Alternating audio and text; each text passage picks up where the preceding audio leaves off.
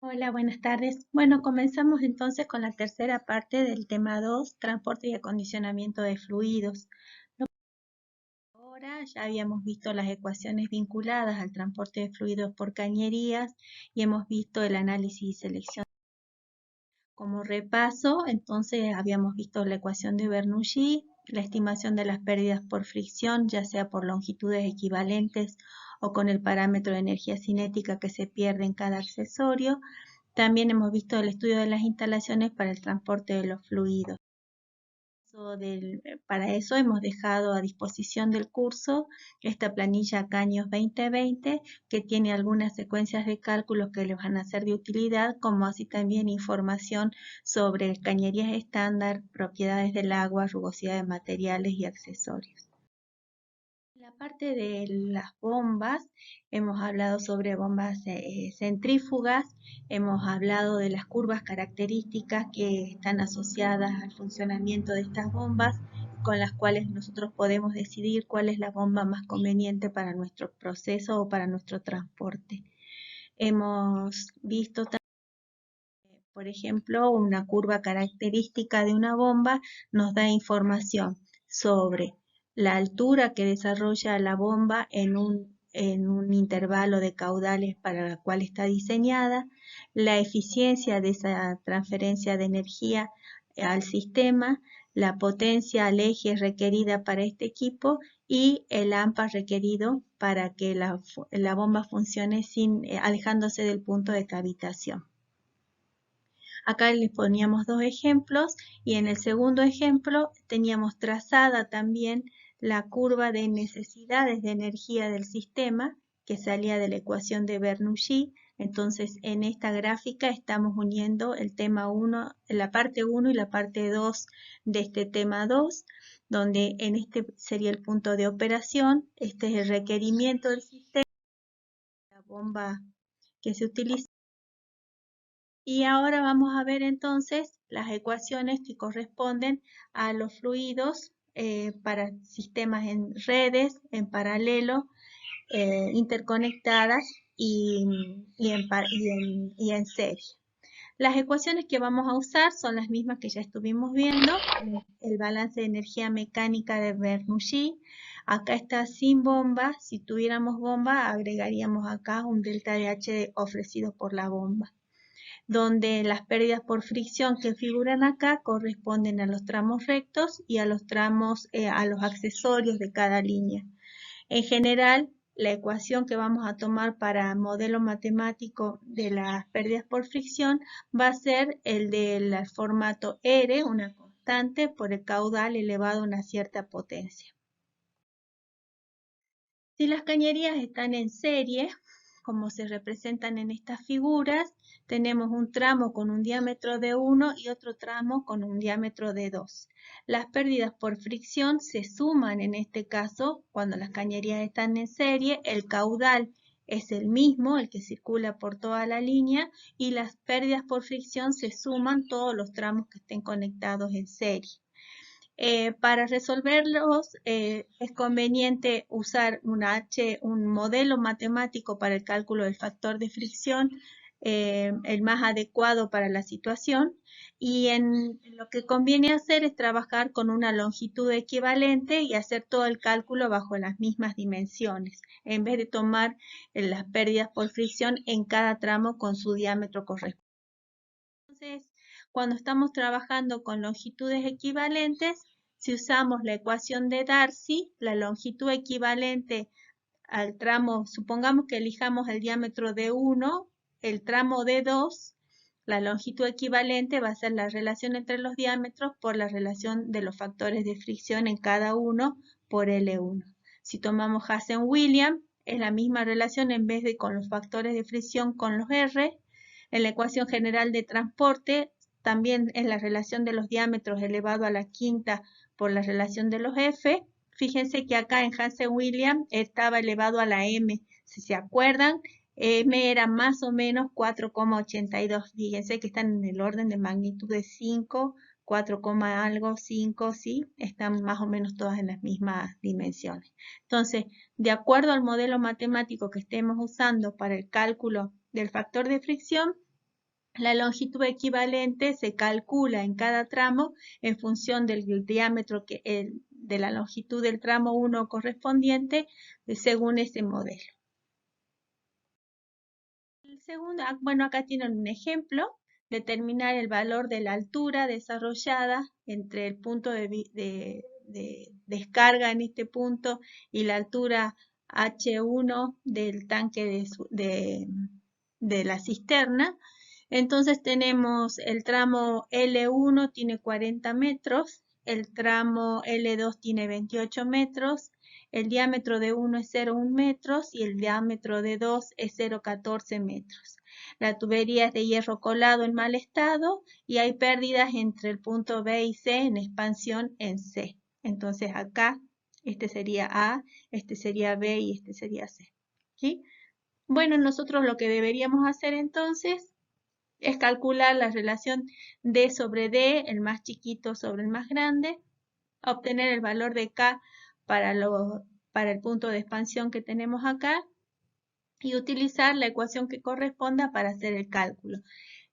Con los datos que tenemos acá, la tubería es de hierro colado en mal estado, encontramos la rugosidad, la viscosidad del fluido, que está, si no dice nada, lo tomamos a 20 grados, que es 998,2 como si fuera agua, y con esos datos hacemos los cálculos. El segundo caso corresponde a cañerías en paralelo. Lo que estuvimos viendo recién eran cañerías en serie, donde el caudal se mantenía y la pérdida de carga se sumaba.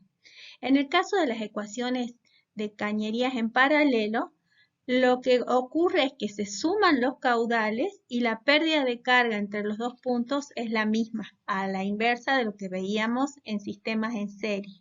El caudal se suma y la pérdida de carga es la misma en todos los tramos. Como hay varias formas de resolver sistemas en cañerías en paralelo, muchas veces se propone un caudal acá, se distribuye el resto de los caudales y se hace una sumatoria, un solver, hasta que se igualan, que las tres pérdidas de carga sean iguales. La forma más conveniente, y en este caso va a ser muy útil, va a ser la ecuación de Suomi-Jain, porque el delta de H, el HL que figura acá y que figura debajo de mi imagen, es el mismo para las tres cañerías. Entonces, y el diámetro de cada una de ellas, podemos determinar con la ecuación de Suomi-Jain cuál es el caudal que está circulando en cada una. Por ejemplo, acá nosotros hemos planteado con el ingeniero Solá en su momento y con Darío y con Angélica Arenas algunos trabajos de investigación para publicar sobre cómo hacer los cálculos sistematizados en los sistemas en paralelo. Nosotros hemos dividido la información que tenemos del sistema en datos del fluido, datos de la cañería, donde tendremos tantas columnas como líneas tenga nuestro sistema, y ya sea que sea un dato, que la pérdida de carga entre el punto A y el punto B sea un dato y lo ponemos acá, y en cada una de estas líneas lo que hacemos es calcular con Suomi-Jain cuánto es el caudal que circula en cada uno de ellos. También podría ser que nosotros no sepamos el delta de H, entonces calculamos los caudales y podemos hacer un solver hasta que el caudal sea el caudal que está circulando por la línea A o por la línea B, estimando un delta de H como una función del solver a buscar. El modelo sería el que tengamos cañerías interconectadas. Suponemos que tenemos 3 tanques, en este esquema 3, pero podrían ser la cantidad que ustedes quieran. Fíjense que este tanque 1 lo hemos hecho presurizado, por eso tiene tapa, o sea, no está a presión atmosférica, sino que puede tener una presión diferente de la atmosférica. Esto le da más robustez a la metodología de cálculo para cualquier tipo de sistemas de tanques interconectados. Tenemos 3 tanques, en este caso 3 líneas, y todas las líneas se unen en un punto de junta. Lo que nosotros no sabemos es en qué dirección se están moviendo estos fluidos. Si el tanque 1 es cisterna o es fuente o a donde llega el fluido. Tampoco lo sabemos para el tanque 2 y tampoco para el tanque 3. Porque aunque nos dan los niveles, las cañerías pueden ser muy largas y el fluido estar circulando en el sentido contrario. Lo que sí se sabe es que el punto de junta, ¿sí? La sumatoria de todos los caudales de entrada tiene que ser igual a la sumatoria de todos los caudales de salida, porque no puede haber acumulación de materia en el punto de junta. Los cálculos de cañerías interconectadas los vamos a hacer con lo que se denomina línea de altura motriz o piezométrica, donde solo tenemos en cuenta la presión y la altura, sin tener en cuenta la energía cinética.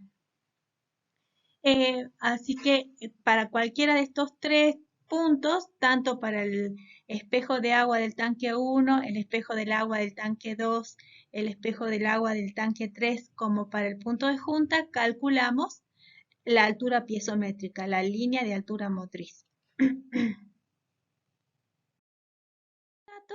Entonces, proponemos una altura de junta, una LAM para el punto de junta.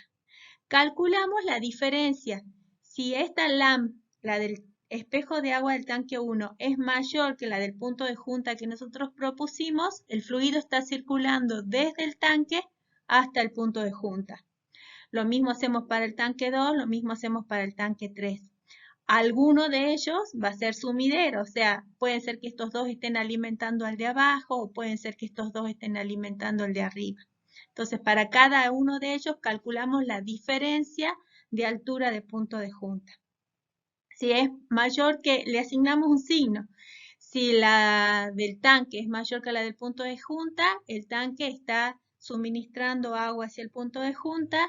Si la del punto de junta es mayor que la del tanque, el punto de junta está suministrando agua hacia el tanque.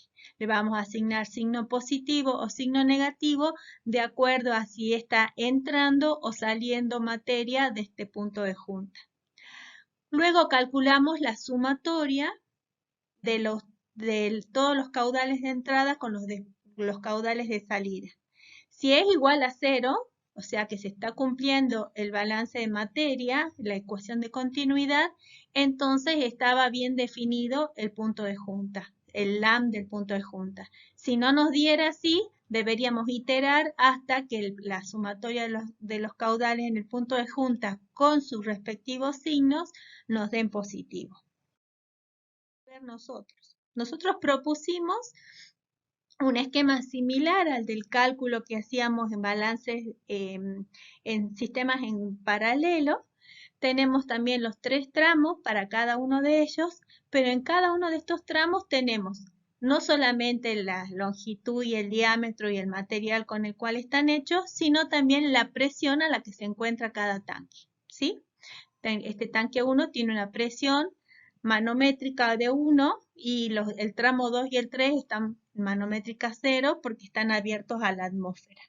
Para cada uno de ellos tenemos la longitud de cañería que une el tanque con el punto de junta, el diámetro de las cañerías, la rugosidad relativa y entonces para cada uno de ellos, también la altura a la que se encuentra cada tanque. Proponemos entonces una altura de junta, calculamos el delta de H, el delta de altura de junta entre cada tanque y el punto de junta, los tenemos calculados. Estos están están en valor absoluto, sin la diferencia. Luego les asignamos el signo que correspondan si están entrando o saliendo del punto de junta y con la ecuación de Suomi-Jain y con el valor absoluto del delta de H calculamos el caudal que circula en cada uno de ellos. Cuando la suma de los tres caudales nos dé igual a 0, fíjense acá nos está dando 1.76 por 10 a la menos 5, que lo vamos a considerar 0, quiere decir que la altura de junta que hemos calculado es correcta. Entonces estamos utilizando la función lógica, el solver, para resolver esta situación. Muy importante es que ustedes carguen bien la ecuación de Suomi-Jain y que tengan en cuenta que en la ecuación de Swami-Jain, como aparece en un logaritmo, tienen que usar el valor absoluto de la pérdida de carga. Si hay conectada una bomba en alguno de los tanques, esa bomba está considerada siempre como entrada, o sea, el fluido de esa cañería siempre es entrada, a esa no le calculan signos, siempre es entrada hacia el punto de junta y hacen el mismo cálculo. ¿Qué variación tiene? Que ustedes, depende, la altura que entrega la bomba, depende del caudal y el caudal es una incógnita. Entonces tienen que proponer un caudal para el tramo donde está la bomba, calcular todo lo del punto de junta y luego de la verificación de la suma de los tres, tienen que verificar también que el caudal que ustedes propusieron que circula por la bomba sea el mismo que les dio el resultado en el tanque. El cuarto modelo que vamos a analizar de sistemas de cañerías es el de redes de cañerías, ¿sí? Una red de cañerías es, por ejemplo, esta que ustedes observan acá, que es la alimentación en un barrio, cómo circula el fluido por las distintas líneas de un sistema, en este caso cerrado. Tiene que cumplirse que la suma algebraica de las presiones en cada circuito de igual a 0, o sea, si yo salgo de acá, circulo y llego acá, tengo que llegar a 0, y que en cada nodo la sumatoria de las masas sea igual a 0, todo lo que entra igual a lo que sale. Esas son las dos condiciones que se deben cumplir en las redes de cañería. Una forma de resolver es la que presenta el Streeter, que es a través del método de Hardy-Cross. Nosotros en la cátedra hemos desarrollado otra metodología de cálculo que es a través del método Solver del Excel, ¿sí? Ustedes pueden elegir de resolverlo por cualquiera de los dos métodos. A nosotros nos resulta más cómodo y más fácil de interpretar cuando lo resolvemos a través del Solver, porque se puede hacer en forma automática. Lo que hacemos entonces es, para red, aplicamos la herramienta Solver, se propone el cálculo en 3 bloques utilizando la herramienta Solver de la planilla de cálculo. El modelo matemático que elegimos es el de Darcy-Weisman para el cálculo de las pérdidas por cada tramo. Y el F se calcula según el Reynolds. Si es menor que 2100, estamos con 64 sobre Reynolds, y si no, con la ecuación de Colebrook modificada. Teniendo en cuenta eso, entonces tenemos 3 bloques. Los datos, los caudales externos que sabemos de todos ellos, ¿sí? Luego tenemos los datos del fluido, el fluido y de las cañerías, los diámetros, la rugosidad y todo lo demás. Y después para cada cañería, la longitud, el diámetro en pulgadas o en pies de acuerdo a cómo los tengamos que calcular. Esta es la primera parte. Hacemos los balances de los balances de las pérdidas por fricción en cada tramo. Entonces tomamos para cada tramo, por ejemplo, para el tramo AC, el diámetro, la longitud es esta, el diámetro es esta, proponemos un caudal, estos valores iniciales pueden ser cualquiera. Nos fijamos el caudal, si estamos en la malla 1, este caudal pertenece solo a la malla 1, la malla es este triangulito que nosotros vemos acá, ACBA es la primera malla, CDBC es la segunda malla, ¿sí?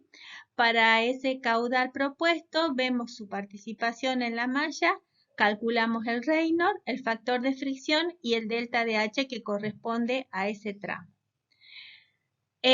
Como vemos, en estas dos mallas que constituyen este equipo, el tramo CB pertenece a ambas mallas, a la malla ACBA y a la malla CDBC. Entonces, el caudal es el mismo, pero tiene distintos signos para la malla, para el sentido de la malla 1 y para el sentido de la malla 2. Como lo ven en este tramo, que es el tramo CB. ¿Qué sentido le damos? Si circulan en sentido horario, es positivo. Si se circula en sentido antihorario, es negativo, ¿sí? Eso lo analizamos para cada malla, ¿sí? Lo mismo hacemos hacemos la resolución en la malla 1 y en la malla 2, ¿sí? Y en el tercer bloque planteamos los balances de materia en cada nodo, Y esto tenemos que tener la particular atención de proponer el sentido de circulación cuando planteamos los balances de materia, siempre en sentido positivo de circulación. Entonces planteamos los balances de materia en sentido positivo de circulación y tenemos la sumatoria de las corrientes de entrada igual a la sumatoria de las corrientes de salida. Cuando nosotros logramos que todos estos balances sean iguales y que la sumatoria de las mallas, esa sería sean iguales, la sumatoria de cada malla sea igual a 0, es porque hemos logrado resolver los caudales que circulan en cada tramo. Para esta segunda parte del práctico, la primera parte habíamos visto los cálculos de las cañerías y el uso de las curvas de las bombas centrífugas. En esta segunda parte vamos a hacer cálculos de sistemas en paralelo, en serie, interconectados y redes de cañería. Y vamos a ver como tercera parte de este práctico la reglamentación vigente para las redes de cañerías de sistemas de gas natural. Bueno, esta clase ha sido más cortita que las otras, aunque la práctica puede llegar a ser la más larga. Espero que se haya comprendido. Si no, como siempre, avisan qué es lo que quedó bien claro de este tema y qué es lo que necesitan que reforcemos de estos conceptos antes de empezar el próximo tema.